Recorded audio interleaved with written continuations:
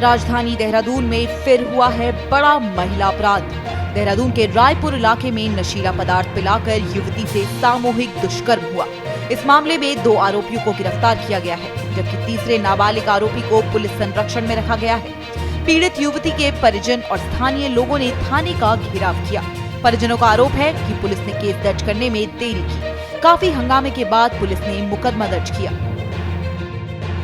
थाना रायपुर पर शाम को कुछ लोग 3 लड़कों को टाटा मैजिक के साथ लेकर थाने पर आए और उनके द्वारा थाने पर सूचना दी गई कि उनकी बेटी 12 साढ़े 12 बजे गायब थी और नहीं मिल रही थी। जिस पर उनकी सूचना उन्होंने 112 पर दी और साथ ही साथ परिजनों के साथ वो तलाश कर रहे थे और देर साय उनको वहाँ पर तपोवन रोड पर टाटा मैजिक में अपनी बेटी और 3 लड़के वहाँ बैठे मिले और जिसके आधार पर वो 3 लड़कों को यहाँ ले आए और बेटी को जो है अस्पताल में उन्होंने अभी एडमिट कराया प्राथमिक उपचार के लिए। मामला संवेदनशील है, इसमें तहरीर प्राप्त हो गई, जिस पर मुकदमा दर्ज किया जा रहा है और जो भी साक्ष्य इसमें आ रहे हैं उसकी अग्रिम कार्रवाई के लिए टीम बनाकर इसमें विवेचक को निर्देशित किया गया कि इसमें तत्काल सभी साक्ष्यों के आधार पर शीघ्र इसमें कार्रवाई करें।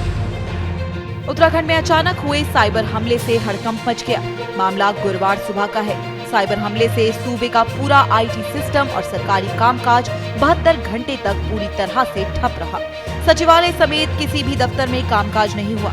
सीएम हेल्पलाइन से लेकर जमीनों की रजिस्ट्री का काम भी बंद रहा। 90 से ज्यादा वेबसाइट्स बंद रही। साइबर हमला इतना खतरनाक था कि सिक्योर इंटरनेट सर्विस यूके स्वान के अलावा सबसे अहम स्टेट डेटा सेंटर भी इसकी जद में आ गया। हमले के नुकसान की आशंका के मद्देनजर सचिव आईटी नितेश झा ने पूरी सेवाएं बंद कर दी। दिन भर वायरस से छुटकारा पाने की कोशिशें होती रही। एक्सपर्ट की मदद से 72 घंटे बाद यूके स्वान और स्टेट डेटा सेंटर से जुड़ी वेबसाइट फिर से चल सकी। साइबर हमले के कारणों की अब बारीकी से पड़ताल हो रही है। टचवुड इन्फेक्टेड कुछ नहीं है, बट वो जब हम लॉग एनालिसिस सब करेंगे तो जो आप कह रहे हैं कि कहीं से कोई ऐसा सोर्स है, कोई पार्ट्स है, वो तभी हमें पता चल पाएगा। उससे पहले मैं अगर मैं बोलूँ कि सिक्योरिटी सिस्टम्स कमजोर हैं तो मैं उसका एक जवाब देती हूँ कि जनरली हमें नहीं पता होता कि कब हमारी आपदा आ रही है, कब क्या आ रही है। जो आपने बोला, जो मैंने बोला कि प्रभावित नहीं है, तो आई वुड से कि प्रोबेबली हमारे सिक्योरिटी सिस्टम्स इन प्लेस थे तो इसलिए हम लोग इम्पैक्टेड नहीं है। अब क्योंकि मैं चाहती हूँ कि जब मैं स्टार्ट करूँ तो उसमें बहुत ज़्यादा हमारा कोई और मेजर कोई इम्पैक्ट ना आए, तो हमें एज अ प्रिकॉशन ये चीज़ करनी पड़ती है। तो हम यही चाहते हैं कि भाई जैसे कोविड में हुआ था कि everybody safe until no one is safe, तो हमें वो प्रोटोकॉल्स, वो ड्रिल्स करनी पड़ेंगी। भारत सरकार की एजेंसीज द्वारा निर्धारित एक प्रोटोकॉल होता है जिसको हमें फॉलो करना पड़ेगा, जिसमें जो टाइम लगेगा वो लगेगा ही लगेगा। उसमें मैं ज़्यादा कुछ कर नहीं पाऊँगी कि मैं उसको जल्दी कर दूँ। मुझे वो प्रोटोकॉल फॉलो करके सारी स्कैनिंग करके ही मैं लाइव कर पाऊँ। रुड़की से बड़ा अपडेट सामने आया है। माधोपुर वसीम मामले में हाई लेवल इंक्वायरी और शांतर शाह मामले में आरोपी की गिरफ्तारी की मांग को लेकर खानपुर विधायक उमेश कुमार और नगीना सांसद चंद्रशेखर आजाद की अगुवाई में शनिवार को जिला मुख्यालय पर धरना प्रदर्शन किया जाएगा। उमेश कुमार के कैंप कार्यालय पर धरने को लेकर जानकारी दी गई। इस दौरान खुद विधायक उमेश कुमार और आजाद समाज पार्टी के प्रदेशाध्यक्ष महक सिंह मौजूद रहे। उमेश कुमार ने कहा कि शांतर शाह में दलित किशोरी से दुष्कर्म और हत्या के मामले में आज तक मुख्य आरोपी की गिरफ्तारी नहीं हुई है। वहीं माधोपुर में वसीम की मौत मामले में आज तक कोई ठोस कार्रवाई नहीं की गई है। 2 बड़ी घटनाएं पिछले कुछ महीनों में इस जनपद में घटी हैं। एक शांतर शाह की दलित बेटी जिसके साथ बलात्कार करके निर्मम हत्या करके सड़क पर लावारिस फेंक दिया गया। एक वसीम की मौत हुई सोलपुर गाड़ा में। 2 हत्याएं ऐसी थी जिसमें पुलिस ने उचित कार्रवाई नहीं की, जो न्याय सम्मत होनी चाहिए। भाई चंद्रशेखर आजाद जी जो नगीना से सांसद हैं आजाद समाज पार्टी के, और हमने मिलकर ये निर्णय लिया कि हम एक सामूहिक आंदोलन करेंगे और उन दोनों बच्चों को न्याय दिलाने का प्रयास करेंगे।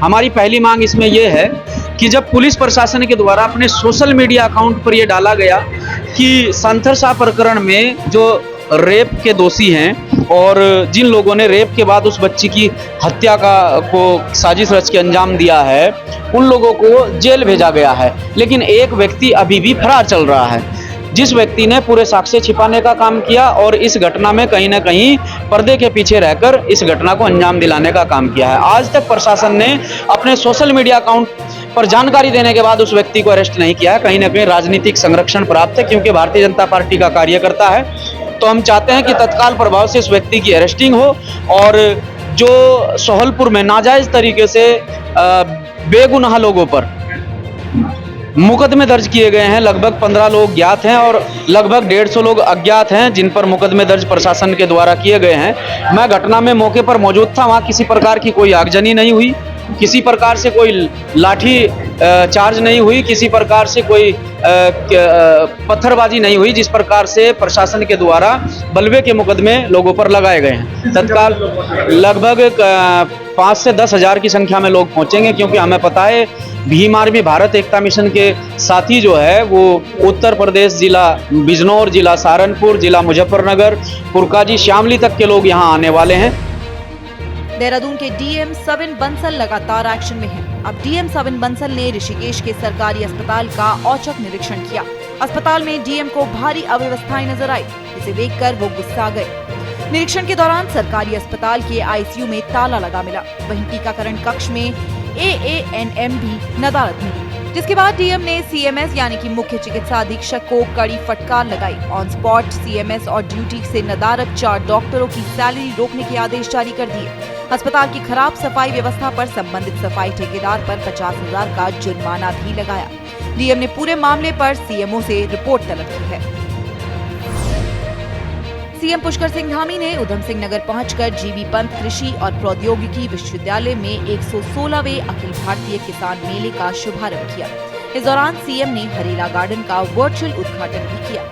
साथ ही विभिन्न जिलों के 9 प्रगतिशील किसानों को सम्मानित किया। सीएम धामी ने कहा कि किसान मेला कृषि का बड़ा कुंभ है, जो किसानों को उन्नतिशील बनाने में मदद करता है। यूनिवर्सिटी में विभिन्न फार्मों के 400 स्टॉल लगाए गए हैं।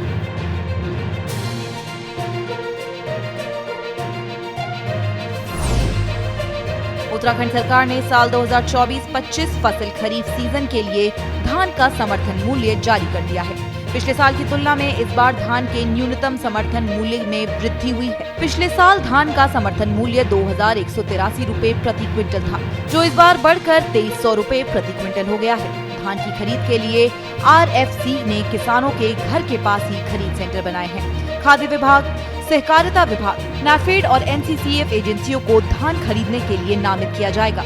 इस खरीफ सीजन में RFC ने पूरे प्रदेश में 274 धान क्रय केंद्र खोले हैं।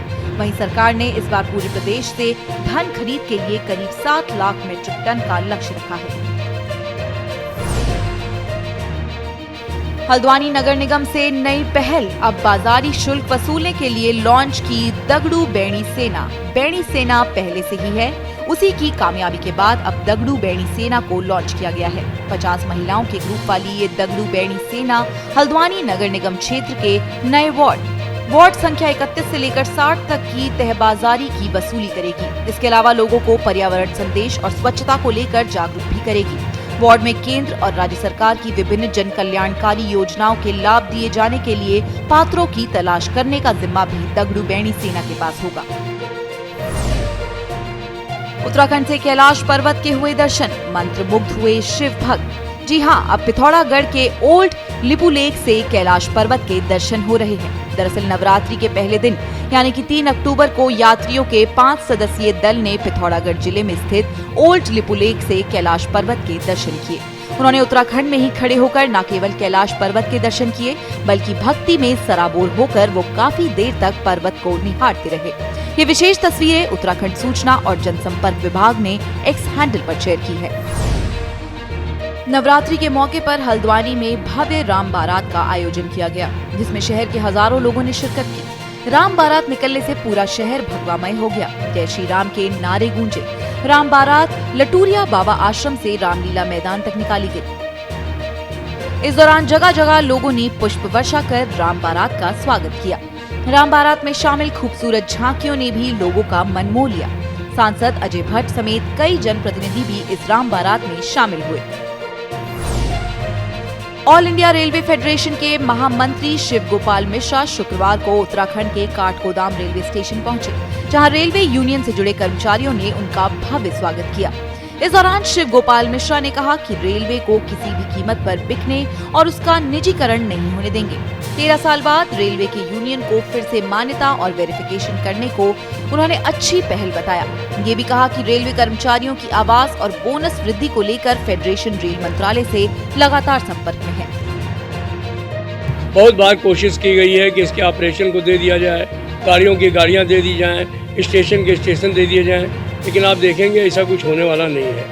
ये सब शगुफे हैं, होते रहेंगे। निजीकरण भारतीय रेल का नहीं हो सकता है। हम ऑल इंडिया रेलवे फेडरेशन के बिहाफ पर आपको ये कह सकते हैं कि जब तक ऑल इंडिया रेलवे फेडरेशन है, हमारे 100 साल हो गए हैं, हमने रेलों को निजी हाथों में जाने नहीं दिया। आने वाले 100 साल में भी रेल जो है वो निजी हाथों में नहीं जाएगी। ये इसी तरीके से लोगों को सुविधा देती रहेगी।